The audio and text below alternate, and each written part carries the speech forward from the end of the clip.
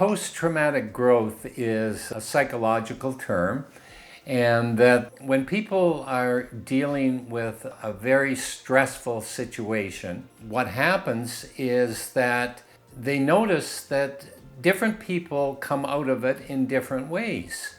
And that true enough, some people come out of it and it breaks them and it is very stressful for them. But other people, it seems like a crisis is actually the best thing that happens to them.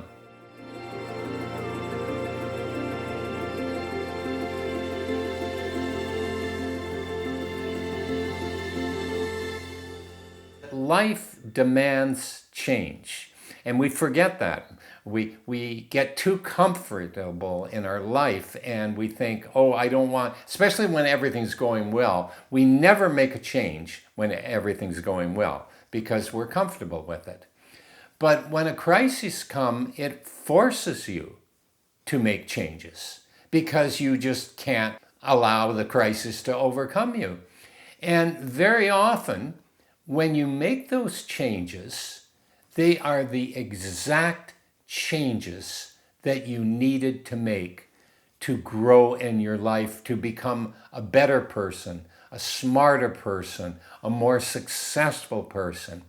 And on a microcosm, each one of us needs to make changes in our life. I mean, change only happens by choice, chance, or crises. And hey, we've got a crisis. So don't let it go to waste.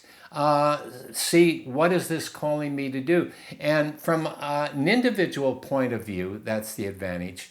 But I want to even speak right now from a macro view, from a humanity point of view. This crisis is an opportunity too.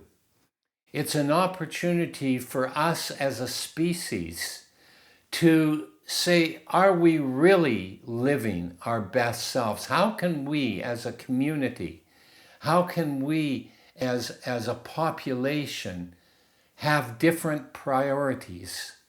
And I think the number one priority that any of us can ever have is to be our best selves. I mean, forget about how much money I can make or how many cars I can have or whether I live in a mansion or how successful I can make my business. Now, I'm not negating these things. These things can be important to you. And but have we focused on what would make me a better person?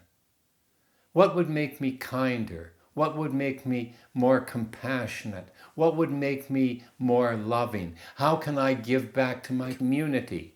Maybe we've forgotten those things. And if we've forgotten them, then what a great opportunity for a crisis to make us re-examine them.